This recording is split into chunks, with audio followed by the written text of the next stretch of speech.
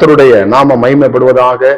ஆண்டவரும் அருமை இரட்சகருமாகிய இயேசுவின் நாமத்திற்கு மகிமை உண்டாகட்டும். இந்த நாளில கூட தேவன் நம்மோடு கூட பேசுவாராக. இயேசுவின் நாமத்தின் பிதாவே. நாம் எடுத்து வாசிப்போம்.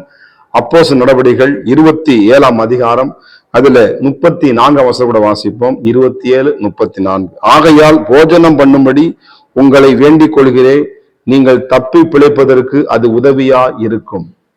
கப்பல் யாத்திரை இவர்கள் பண்ணும் பொழுது ஸ்தோத்திரம், எத்தனை பேர் என்ன பண்றாங்க? 100க்கு அதிகமான பேர் என்ன பண்றாங்க? பிரயாணம் பண்றாங்க. அதுல என்ன பண்றாங்க? சாப்பிடாம கொள்ளாம என்ன பண்றாங்க? ஆமா, ஏதாவது நம்ம வீட்டுல ஏதாவது பிரச்சனை, ஏதாவது கோபம், அவன் என்ன பண்ணு, கணவன் மனைவிக்கு அவன் வேற ஏதாவது பிரச்சனை இருந்துச்சுன்னா உடனே எதிர்ம கோவம், சாப்பாட்டு மேல கோவம். சாப்பிடவே மாட்டாங்க. சாப்பாடு ஆக்கி வச்சிருப்பாங்க, குழம்பு வச்சிருப்பாங்க, காயை வச்சிருப்பாங்க, எல்லாம் வச்சிருப்பாங்க. கடையில் சாப்பிடாம அதை வீணாக்கி அதை கெட்டு போய் வீட்டுல கொட்டுறத நம்ம பார்க்க முடியும்.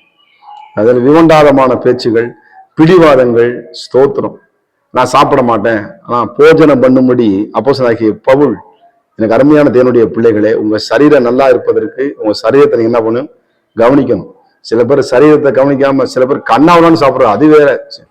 ஆமா, 4 இட்லி சாப்பிட்டு 5 இட்லி சாப்பிடலாம். ஒருவேளை 10 இட்லி 15 இட்லி போனா அது ரொம்ப டேஞ்சர். ஸ்தோத்திரம், எதுவுமே ஒரு அளவு, ஒரு லிமிட் தான். தேனை சாப்பிடலாம், மட்டாய் சாப்பிடும். மிதம் மிஞ்சி போனால் வாந்தி பண்ண முடியாது. எதுவுமே ஒரு லிமிட். கர்த்தருக்கு ஸ்தோத்திரம்.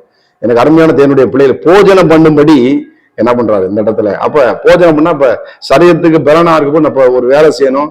ஆமா, சில பேர் வேலை செய்வாங்க, விடிய வேலை செஞ்சே இருப்பாங்க, ஆனா சாப்பிட மறந்துடுவாங்க. கேட்டா, நான் சாப்பிட மறந்துட்டேன் பாஸ்டர், சாப்பிட மறந்துட்டேமா. சில பேர் சாப்பாடை கொண்டு போயிருப்பாங்க, அங்கே சாப்பிட மறந்துடுவாங்க. வேலை கவனமாயி, பிசினஸ்ல, ஊழியத்துல கவனமா என்ன பண்றோம்? நம்முடைய சரீரத்தை தேவனாகிய கர்த்தர் கவனிக்கிறது. அவருடைய அனுமதி இல்லாம நம்ம தலைமுடி என்ன பண்ண கீழே என்ன பண்ணாது, கீழே விழாது. கர்த்தருக்கு ஸ்தோத்திரம். கர்த்தர் நம்மளை தாங்கி கொண்டிருக்கிறார், நம்மளை ஏந்துகிறவர், தாங்குகிறவர். தப்பி கர்த்தர் நம்ம சரீரத்தை கவனிப்பார். இருந்தாலும் நம்மளுக்கு ஞானத்தை கொடுத்துட்டார்ல. கர்த்தருக்கு மகிமை. அவர் அப்பத்தையும் தண்ணீரும் ஆசீர்வதித்து உன் வியாதியை உண்டை விட்டு விளக்குவார் என்ற வார்த்தையின்படி நம்முடைய சரீரத்தின் மேல அப்போஸ்தலனாகிய பவுல் தேவன் எவ்வளவு கவனமா இருக்காரு பாருங்க.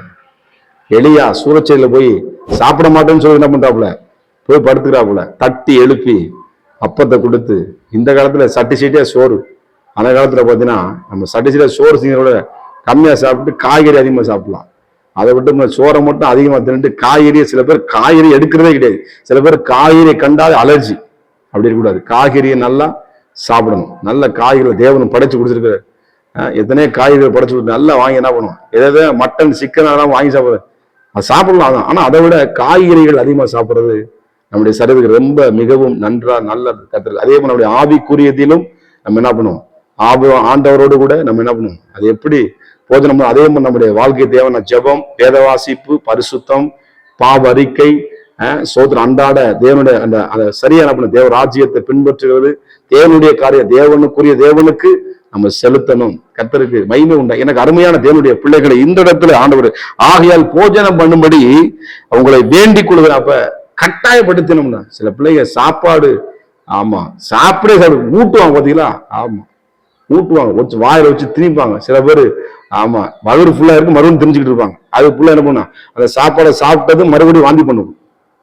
சாப்பிட்டது மொத்த சாப்பாடு வெளியே வந்து அதை கரெக்டா கவனம் என்ன பண்ணும், குழந்தைகளுக்கு ஊட்டாஞ்சு அது நல்லா பிசைஞ்சு நல்லா என்ன பண்ணும், மைவோட பிசைஞ்சு ஊட்டணும்.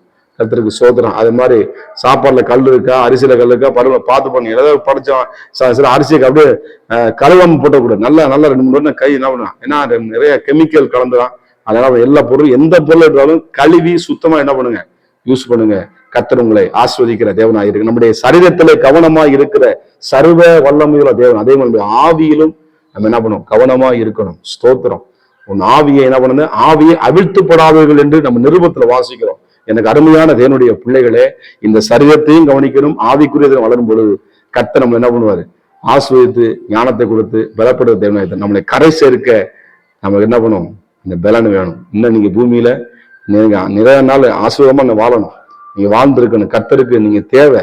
சோதனை. அதனால நான் சாப்பிட மாட்டேன், அதை பண்ண மாட்டேன், இதை பண்ண மாட்டேன் அப்படின்னு சொல்லாபடி தேவ சமூகத்தில் ஒப்பு கொடுத்து வாழ்க்கையை ஆண்டவருக்காக வாழுங்க. உங்க சரீரத்தை இயேசுக்காக பயன்படுத்துங்க, எதுக்கும் பயன்படுத்தாதீங்க. கர்த்தர் உங்களை ஆசீர்வதிப்பார். ஜெபம் பண்ணுவோமா? பரிசுத்தம் கிருபை நிறைந்த நல்ல தகப்பனே, என் சரீரத்தின் மேல் இவ்வளவாய் கவனிக்கிற சர்வகுண தேவனுடைய அன்புக்காக நன்றி. உடைய பிள்ளைகளை நீ அதிகமாய் நேசிப்பதற்கு நான் உன்னை நேசிக்கிறேன் என்ற வார்த்தையின்படி உடைய பிள்ளைகளை ஆசீர்வதிங்க, பலப்படுத்துங்க. இயேசுவின் நாமத்தின் பிதாவே, ஆமென். God bless you. கர்த்தர் உங்களை ஆசீர்வதிப்பாராக.